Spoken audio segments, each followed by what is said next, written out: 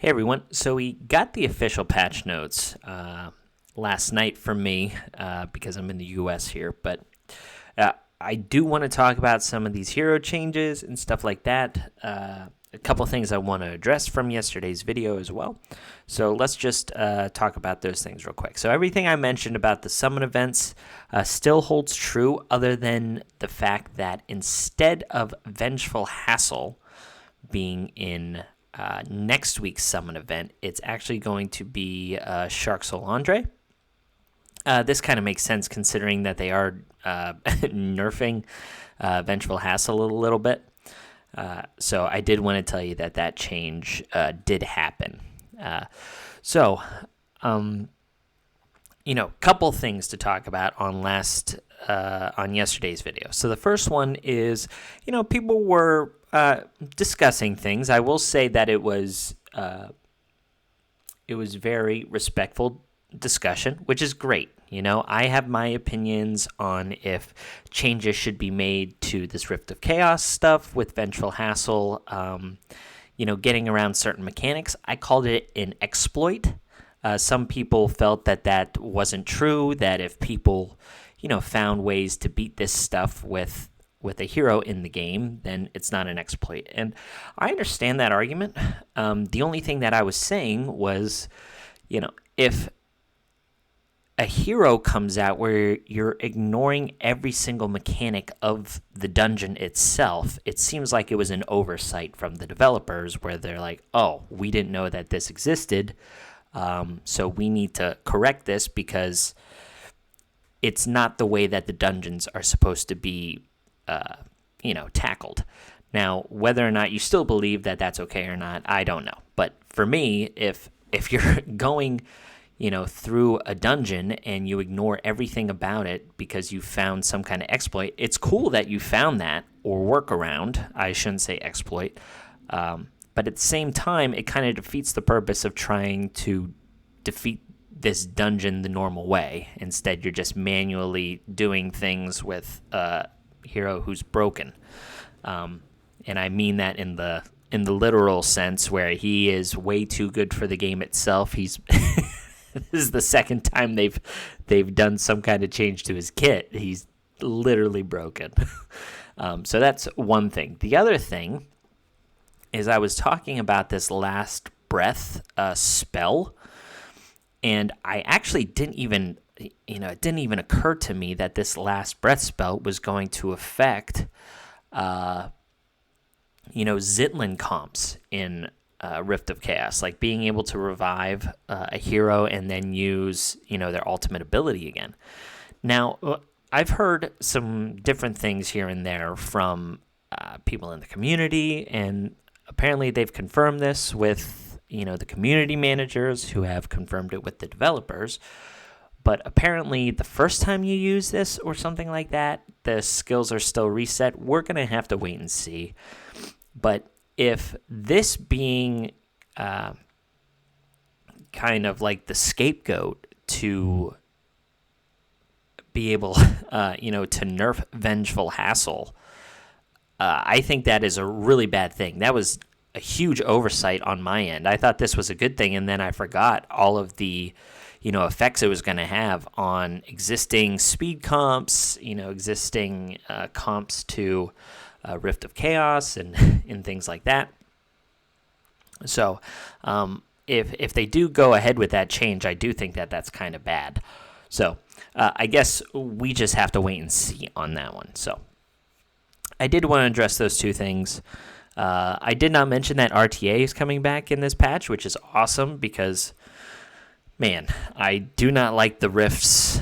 I don't like doing them, and I really miss just doing RTA, so I'm really excited about that coming back. So anyway, they are doing some, game optimization stuff, like the user interface things are going to change, but we'll just, tackle that whenever the patch actually comes out. But the main purpose of this video is we finally do have,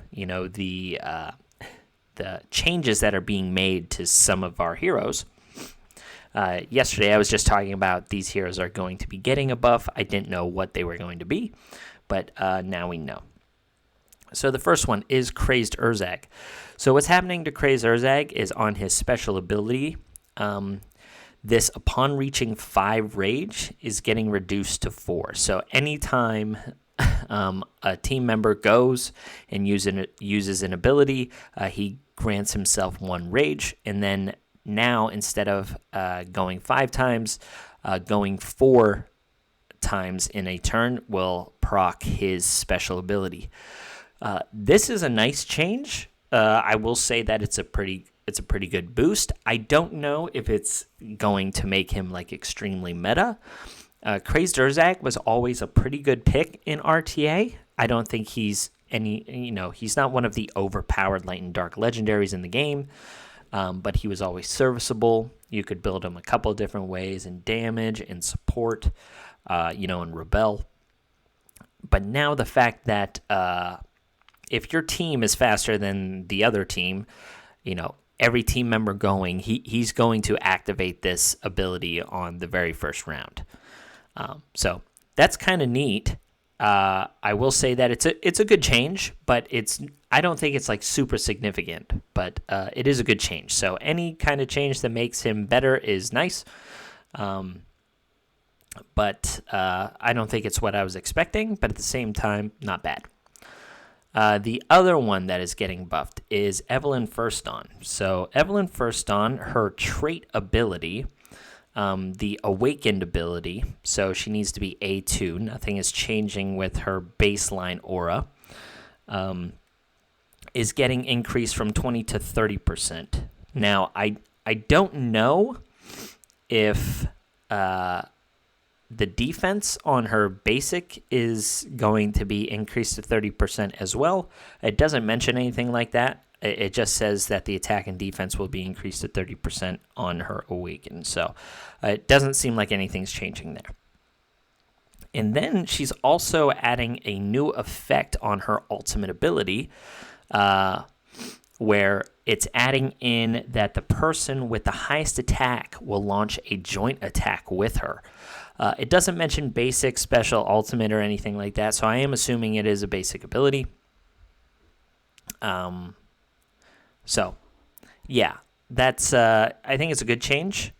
It's nice. The problem is I think she's still going to be used in the same areas, guild versus environment, guild boss, and then also Gemini Dragon for the people that do not have an Aaron from the Attack on Titan collaboration. Sadly, she still will not work in Rifts because the bonus turn at the end of the round hurts with the counterattack. But I'm sure there's going to be some new comps in dungeons as well that could really help Evelyn Firsan, get better in PvE. So, again, kind of a nice change, cool little change to her kit here, and increase to her trait. But I still think that she is one of the weaker light and dark legendaries. All right, moving on to Gavin. So Gavin, I think, got a pretty good boost, to be honest. His special ability, so when he's attacked, if this hero has 2 or more positive effects, he launches a counterattack, and it will deal 100% damage. It gets that 10% whenever he is booked, but this is going up to 150%, so I think it's going to be 160% whenever he has books in him. So that's a nice change considering, you want as much damage out of your counterattack for the Rift of Chaos Earth boss. So he might be viable there. On top of that, his trait is getting a little boost as well. Instead of ignoring 30%, it's going to go up to 35%, and then each positive effect on him actually increases by 15%. So if he has 1 positive effect on him, he will be ignoring 50% of the target's defense, and it can go up even more. So I think he could be a pretty viable option in Rift of Chaos Earth boss. So that's kind of cool. Another hero that just got a boost as well is Thor. So Thor has a couple things changing for him. So his special ability, whenever he counterattacks, they did increase his counterattack damage, a little bit. It's going from 100 to 120%, so I know that will matter. And then the true damage is actually equal to 20% of his max health on his counterattack. So some nice changes. I think Thor was already a pretty good hero. So just additional damage is something that I think will benefit him. It doesn't hurt. So the fact that he was already a viable hero, I think, is just a nice added addition of what they're doing here. Next is Elune. So Elune, her ultimate ability now applies an AoE stun. And then if the target, this is kind of weird. They said if the target has sleep, then it applies sleep to other enemies for 1 turn. So I don't know why you would need that, especially if you're stunning the entire team. Oh, never mind. This is just a 1 turn. This is actually still bad. I misread that. This is not an AoE. It just does 200% to an enemy and stuns them for 1 turn. And then also, if the target has sleep, it applies sleep to all other enemies for 1 turn. This is extremely conditional. It's still absolutely garbage, and this change does nothing. So Elune is still absolutely terrible. I'm sure they'll try and rework her here in the next 4 or 5 months and fail again. All right, next is Yolanda. So Yolanda did get a little boost as well. I already thought Yolanda was pretty good, but this shield, I guess, so it doesn't say it here, but I guess in the patch notes it says that the crit resistance actually is 50%. It says right here significantly increases the hero's crit resistance. So I guess it was 50% before, and now it's going up to 100. So this is a really big buff. Like I said, I think Yolanda was already a strong character. She was a little underrated, but she has some great speed. She has some great buffs. She's more of a PvP character, in my opinion, nowadays than anything PvE related, and that is a nice buff from a PvP standpoint. So, nice little change to Yolanda. Next, we have Tucker. So, Tucker, his trait ability, so he has a new trait ability. I guess this stays the same. But whenever his health drops below 30%, he gains damage reflection for 3 turns. That only happens once per battle. And then his basic ability is getting an increase from 5% to 10% of his max health that he will recover. I don't think this is a good change. I think it's still irrelevant and trash. So I think Tucker is still useless, in my opinion. Next, we have Therese. So Therese, I think, was already a good character, a little underrated, but let's see what his buff does. So he has a trait ability that's getting increased, so the health recovery is from 10% up to 15%. So that's, it's a nice boost, I guess. So depending on the amount of cooldown that the person has, he could end up recovering a lot of health. Self-sustain is always really nice on a character, and the fact that he'll get some additional healing is not a bad thing. When he also has his Awakened, is what they're calling this. So whenever his Ascension is... whenever you ascend him enough to get a bonus ascension effect, he ends up getting, when attacked, if the target's ultimate ability has no cooldown, instead of is in cooldown, it reduces damage received by 30%. Oh, okay. So this is being changed. So before... it reduced the damage he took by 20% if the attacker's ultimate ability was on cooldown, but now it's just reduced damage if the attacker's ultimate ability isn't on cooldown. This is actually really cool because it will help him really be hard to be one-shot. It'll be hard for him to get one-shot with that big damage reduction from an ultimate ability. 35% reduced damage is really, really cool. So I think those are pretty good changes to Therese, actually, now that I read it in full. Sometimes when you read it on the first try, you really have to focus on it. So that's a nice change for Therese, actually. Pretty good. Next up, we have Rick.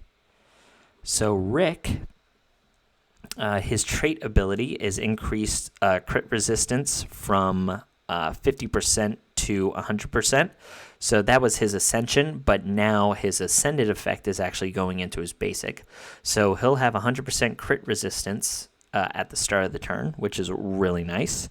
And then his trait ability, when it's awakened, has a new effect. So whenever he's in stealth mode, which he grants himself at the beginning of the turn, he just increases his damage by 30%. So that's pretty good. I think he's going to be a really nice sniper for wood now. Taking out those pesky Neros, Jonathans, Hakrans, and then on top of that, his ultimate, instead of ignoring 30% of the target's defense, it is now going to ignore 50%. So this is a really nice buff for Rick. I do like that. The increased damage, like whenever he's A5, just giving him 30% more damage on top of the defense pierce, I think he's going to be a pretty strong single target Earth sniper. Pretty nice. So Donovan. Donovan is next. Going the wrong way. Yeah. So Donovan's change is his special ability, this battle cry thing. So removes all enemies' shield and deals them 110% damage, and deals bonus damage equal to 15% of his max health. What this is doing now is whenever somebody applies a shield, it launches a counterattack with this. So I think this is a nice buff to him in PvP, because now he can kind of be a specialist for anybody who is in a face set, like if people bring in a Flarence or something like that, and puts up those big shields, he can counterattack with Battle Cry. It's also somewhat relevant to Mathasia, who puts shields on her A1.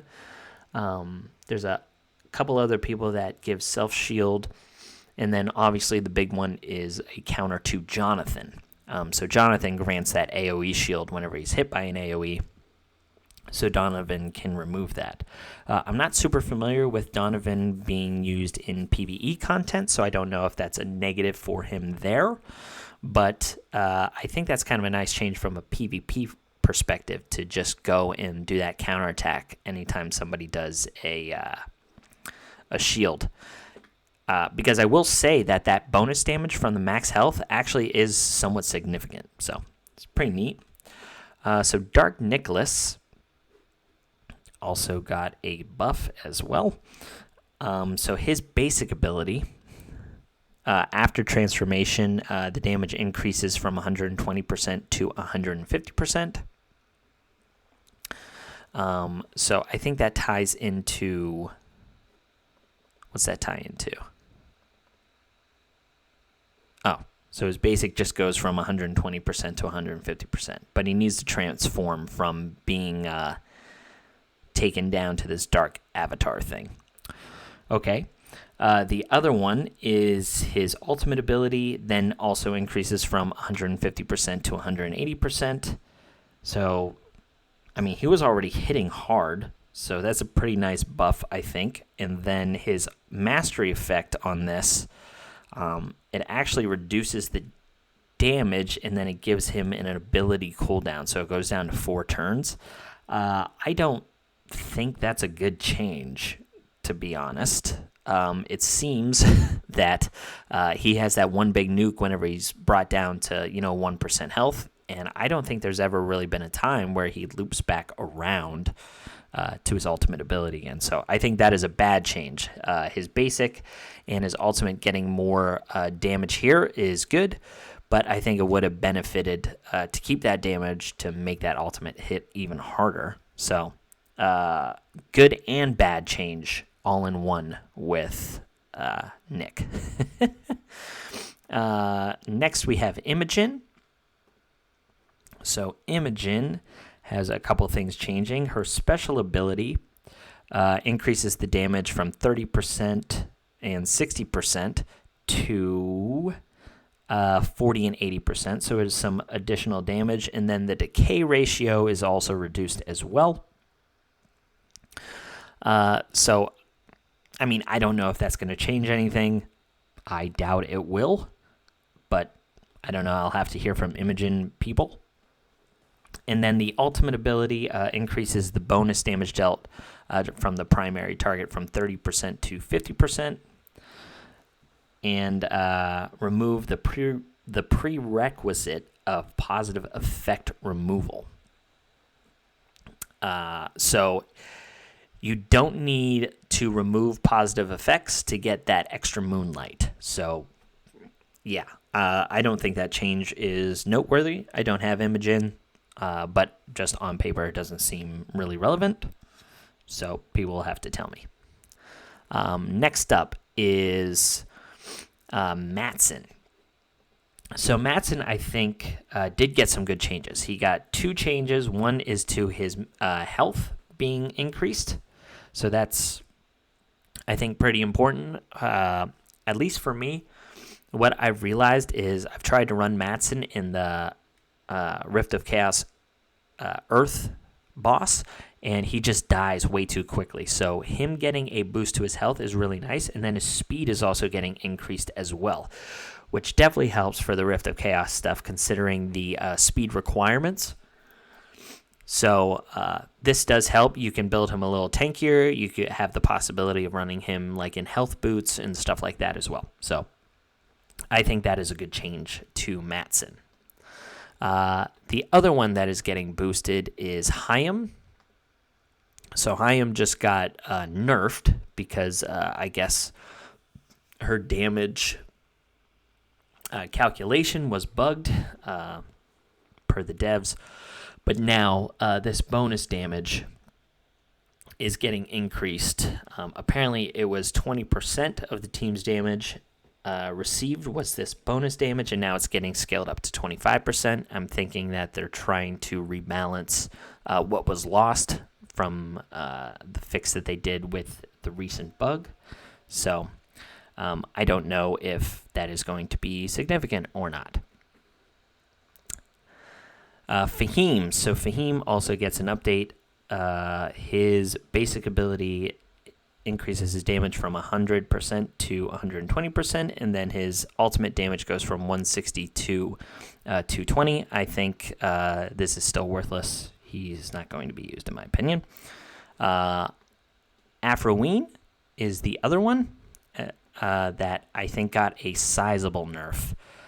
This is now being put to a 1-turn cooldown, or 1 round cooldown. Is that what they say?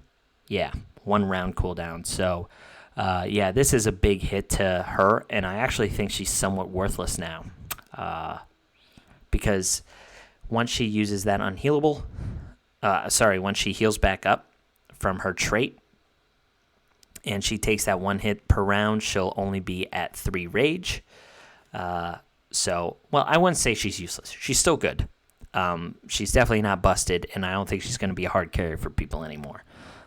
So, sadly, this is pretty sizable. Yeah, I don't know what I would have changed with her. I know that, in my opinion, she needed to be nerfed a little bit. But at the same time, I understand people's arguments where they were saying, hey, you know, we need some really good red, green, blue characters to offset how broken LD characters are. And I totally understand that argument. The way that I was thinking of it, and I know it's wishful thinking, though, is that, you know, the broken LDs also need to be balanced as well. But it doesn't seem like they have any interest in that, so maybe I should change my thinking on this red, green, blue stuff, and maybe I should be upset about Afraween being nerfed, you know, especially to offset what we're trying to compete with against other LDs. So, this is a bummer if you have that kind of mindset. So there will be a hero recall on her because it is a significant nerf. Yeah, I don't know. I'm sure people aren't happy about that one. And then the other one is that Vengeful Hassle nerf that I had talked to you guys about, where apparently this stuff, whenever he uses that Last Breath ability, they will not come back with their ultimates or all of their abilities reduced in the cooldown. But I've heard some conflicting things, so we're going to have to test it once the actual patch is released. So that's all I got for you guys today. I did want to talk about those actual buffs, that were going on, throughout, based on what we heard from the developers, and go over the individual things. I think some of it is nice little changes here and there. I don't think anything's truly significant, other than maybe Rick, but that, again, is just theory. So, yeah, that's what we got, guys. That's all I got for you today, and I'll catch you on the next one. See ya.